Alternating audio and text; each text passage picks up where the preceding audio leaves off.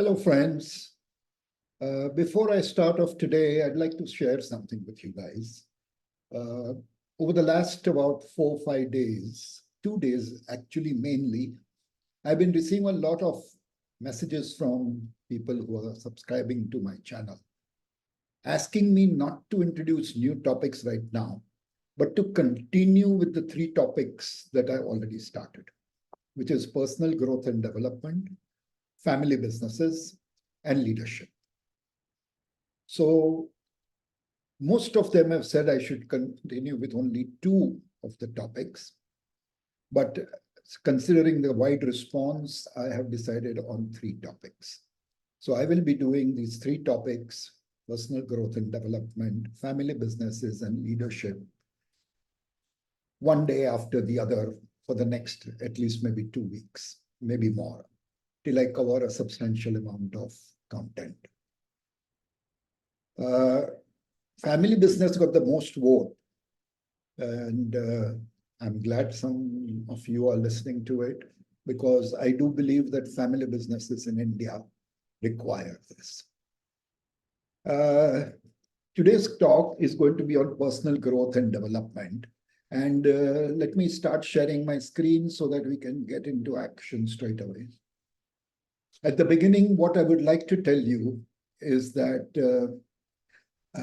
I have today's content has been prepared, sorry, excuse me, has been prepared from my personal life experiences, my shortcomings, and also from one person with whom I have been in regular touch with ever since I started Thought Shots. I am not sure whether the person would like to be named, so I'm not going to name him, but I'm sure he'll listen to this one also. And if the person knows whom I'm talking of, please send me a wave by way of WhatsApp. So today's topic is 11 habits for a complete and successful life. That's what everybody desires. Everybody wants a complete and successful life. And I have made 11 points which I think are most important for a complete and successful life.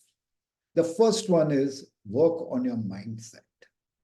Your mindset is something that is going to determine the quality of your life, because the quality of your life is dependent on your thoughts. So if you have the right mindset, if you are one who is having nice and positive thoughts all the time, your quality of life is going to be great. And how we feel and see life will determine how we live and experience it. Just to tell you, supposing I'm one who always thinks of pain and how everything is wrong, that's how my life will look, that everything is painful and everything is wrong. But if I'm somebody who appreciates even the smallest of things in life, then my life is going to be great, full of love, full of expectation, full of happiness. So how we feel and see life, and this comes from our mindset. And that is why it is necessary to work on our mindset. And hence, to reach the next level in life, to reach a stage that is better than where you are today, you will have to change your mindset to a better one. Work on it. Make sure that you are improving your mindset. Challenges will always present themselves, and our mindset will determine how we face them and move ahead. To rephrase something I had said in an earlier webinar, if 20%, it is 20% aptitude and hard work, and 80% attitude, which is your mindset, that will determine your success. That is your altitude. If you remember, I said some time back that it is not your aptitude, but your attitude that will determine your altitude. I'm just reconfirming that in this talk also. And constantly feed your brain with the right information. You know, your brain is pretty much like your stomach. If you don't feed your stomach, you're going to feel weak, you're going to feel unhappy, you're going to get nutty. So it's the same with the brain. It needs to be constantly fed, just like your stomach, with the right healthy information, so that it can keep growing and performing at its best. The second is to remember your goals. I've always been talking of staying focused, staying focused, staying focused. Again, it's the same thing. That's one of the essential things in life. Remember your goals. We all have goals and dreams, but more often than not, we just keep them in our mind. And therefore, there are times when you might even find it difficult to recall them. It happens to me sometimes. So the best thing is to pen them down and make sure that they are defined clearly and they are specific and measurable. Yes, SMART goals. So you need to be sure they are clear, you need to be sure that they are specific and they are measurable, because you will constantly have to gauge yourself whether you are making progress or not. It doesn't have to be measurable for somebody else, but you yourself should be able to say each day that, yes, I'm better than yesterday. Ruminate on them. Once you set your goals, think about them, dissect them, plan them, determine why you have set that goal. There has to be an intention for every goal that you set. Determine how you will fulfill the goal, achieve the goal, on steps that you will take, and by when. As I said, they have to be smart. Okay. So you need to determine why, how, and when you will achieve your goals.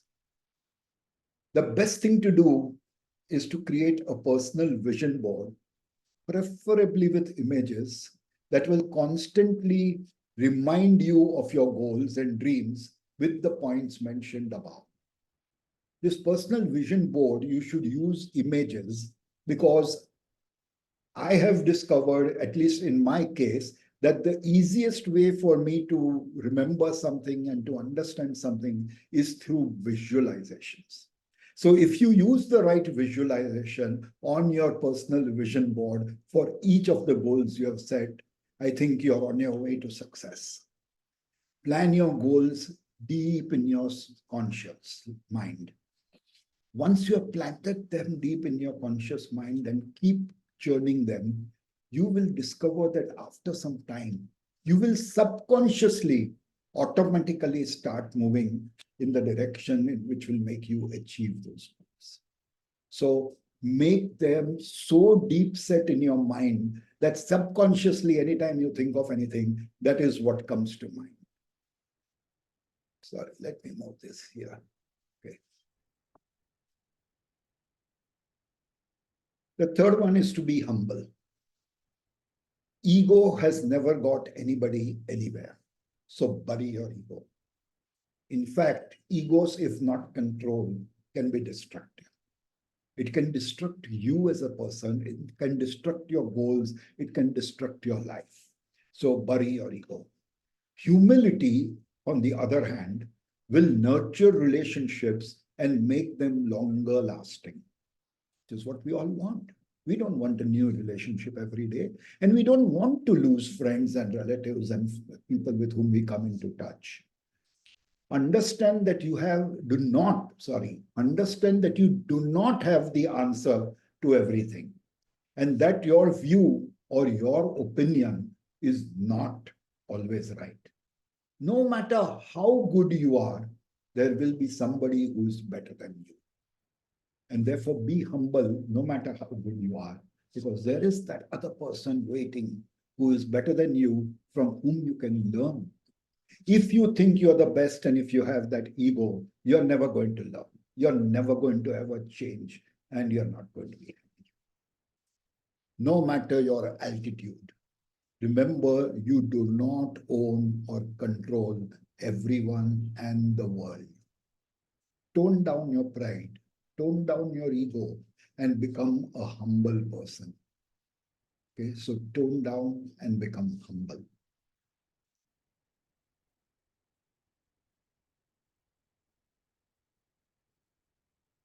Sorry, uh, getting my fingers on the wrong keys. Be grateful. Life is all about being grateful. You will notice that all happy people are generally grateful and thankful. Even the poorest and most destitute are happy.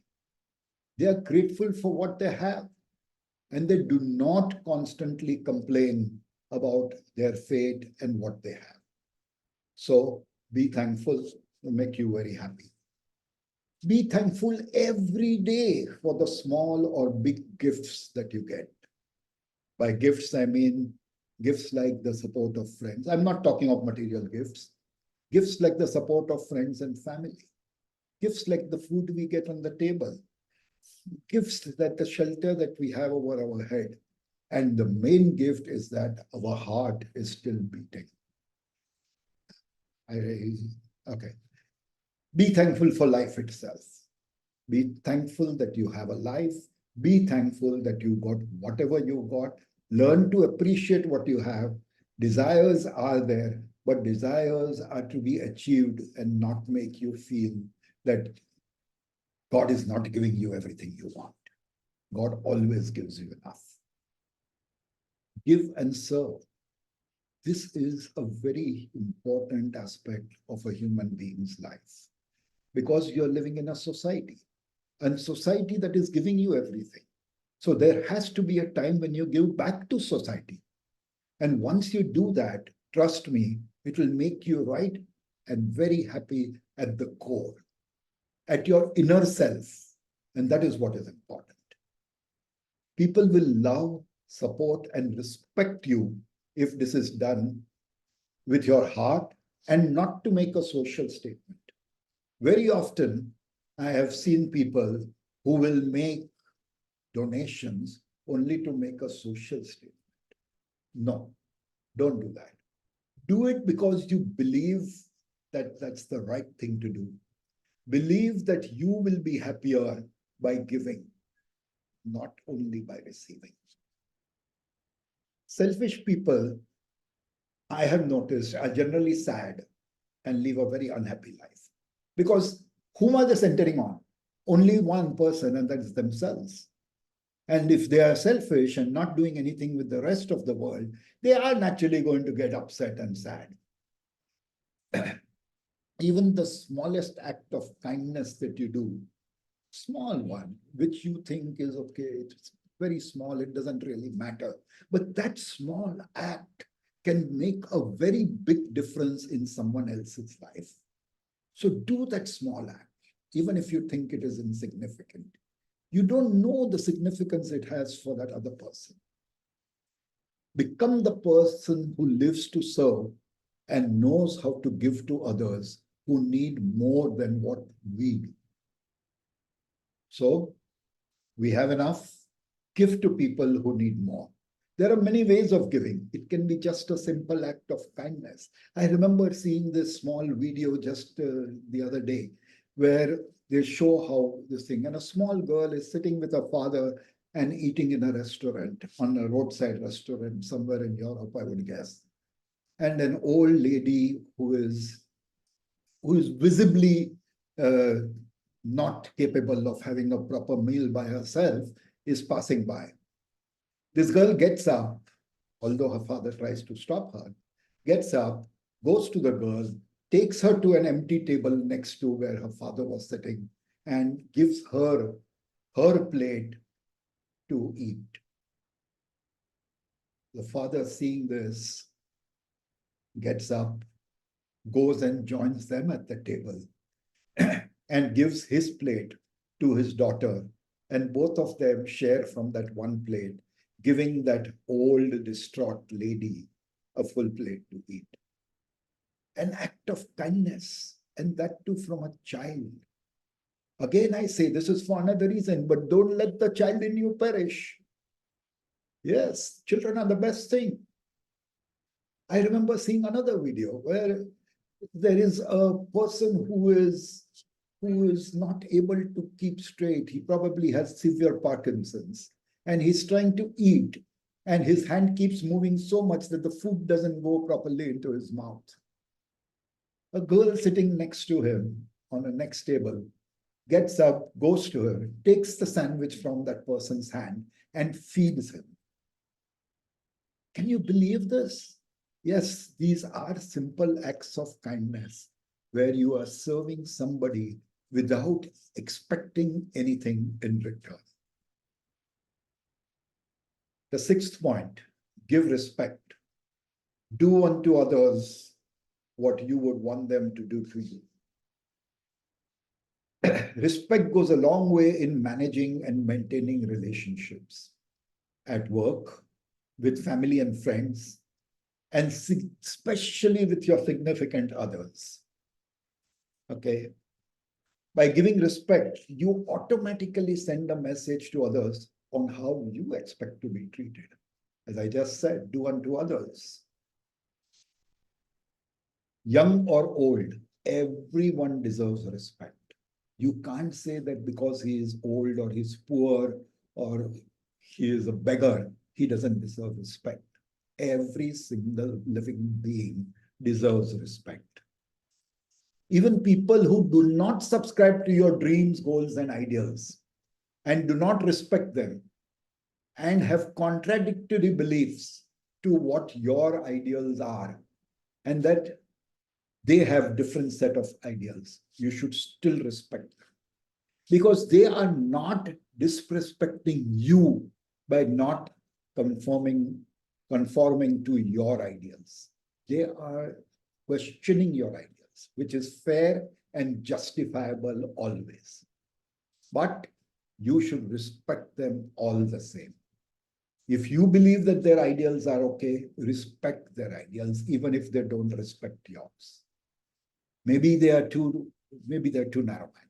Maybe they have a closed mind. You don't know why they don't respect your ideals, but that doesn't mean that you don't respect them. And remember one thing, when they are not respecting your ideals or beliefs, they are not disrespecting you as a person. They will still be respecting you as a person. Okay. And if it persists, if it gets to a point of intolerance, what simple thing, stay away from them. Spend less time with them. But don't undergo that disrespect of yourself. Move past rejection.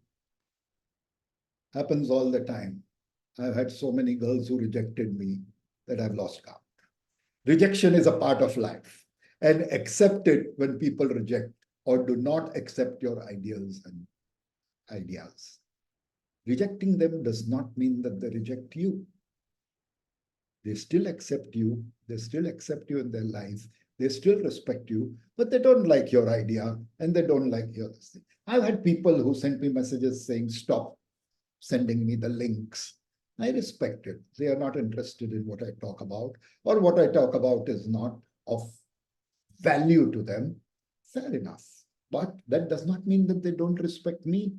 It's just that they don't believe that the 10-15 minutes that it takes every day is not worth value to them.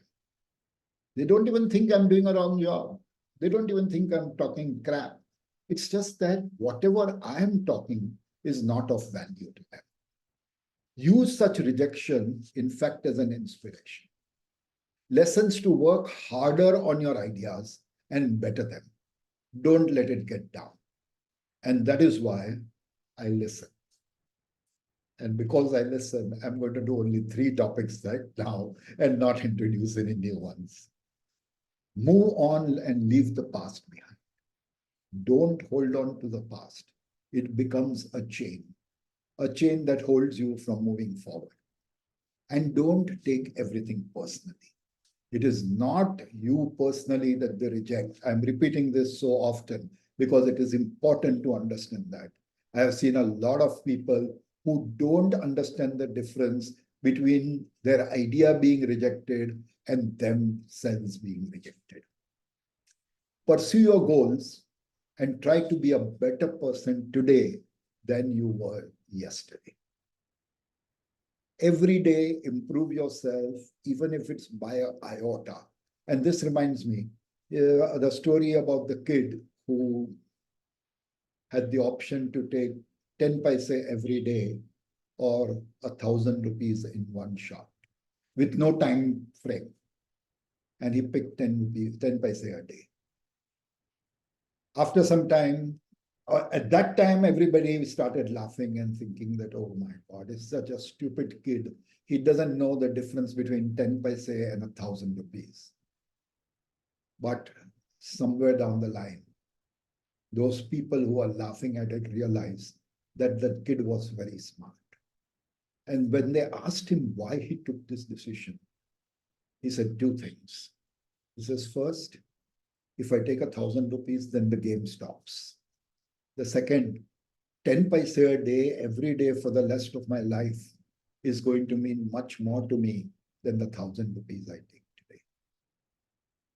So, small gifts, small aims every day, small improvements every day, but be a better person today than you were yesterday. Eighth one, care for your body. I think I've said in one of my talks that our body is the first industrial machine. I think I said this when I was talking of arts and crafts, that handmade, all the crafts today are handmade. So, but actually, the body is a machine. And when we say handmade, they are all actually made by a natural machine. A machine that runs our life and allows us to do things. An uncared body actually harms our life because it doesn't let you do the things you want.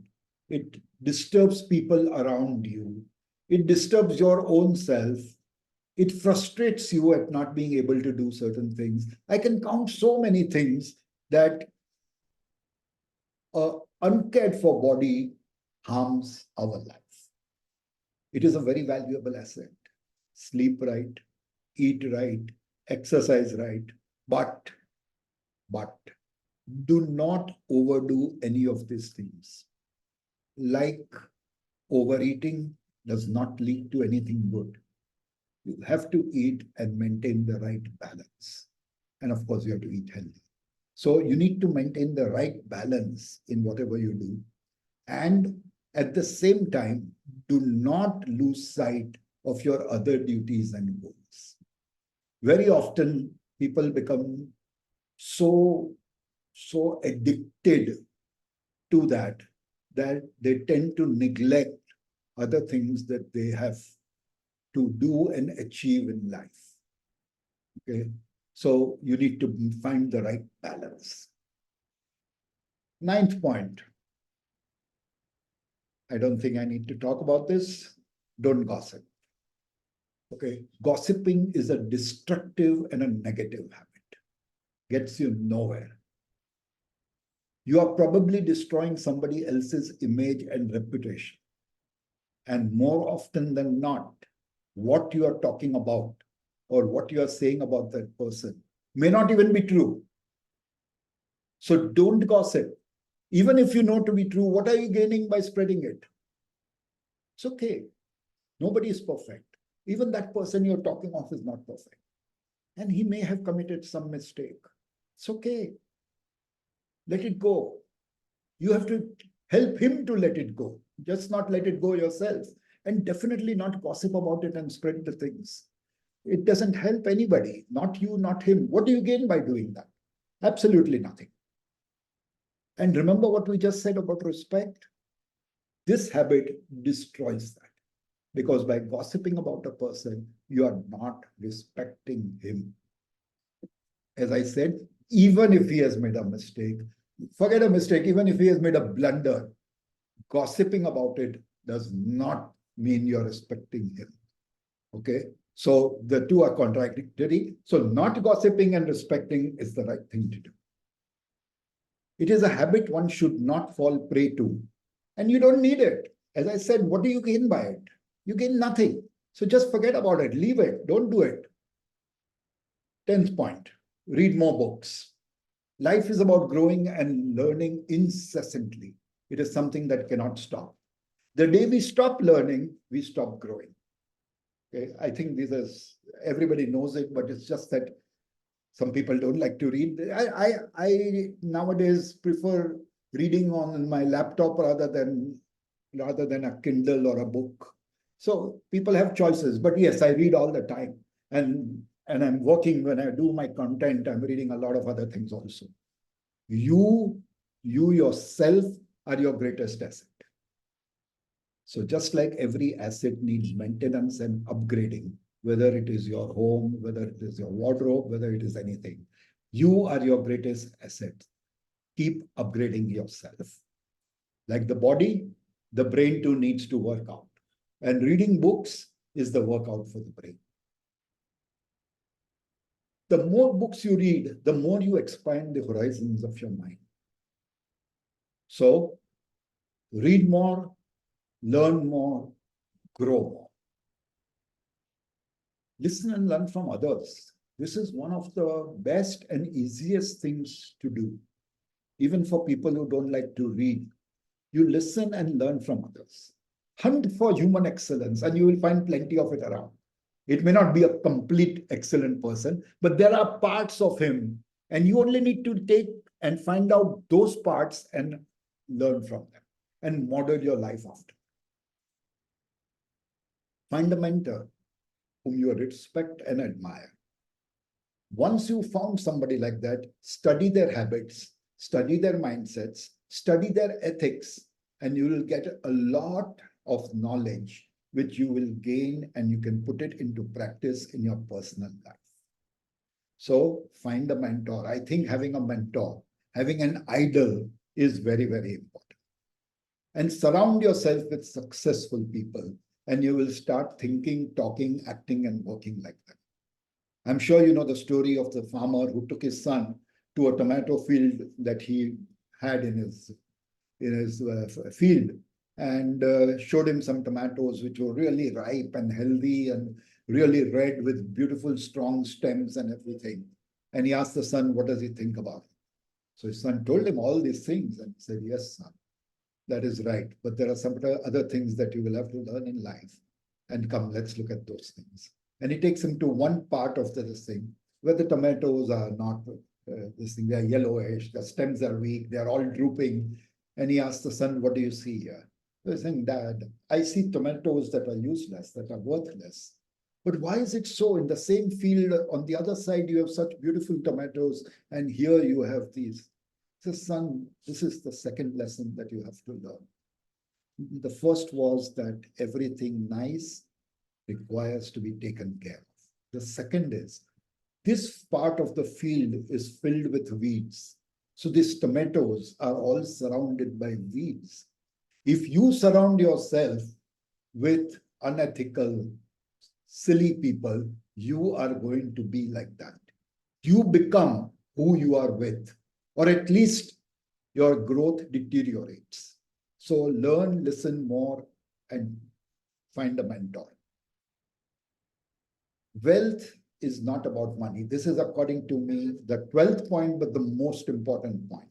Wealth is not about money. Wealth is about so many other things. You have wealth in the form of knowledge. You have wealth in the form of service.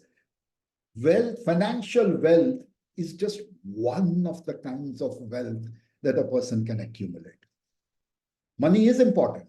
I'm not saying it's not important, but beyond a certain stage, it is of no use. And that is why we find so many billionaires who are some of the richest people in the world giving off more than 70, 80, 90% of their wealth to charity to be used for a good cause. Because beyond that, wealth is of no use. Real wealth comes from the 11 points that we just mentioned about.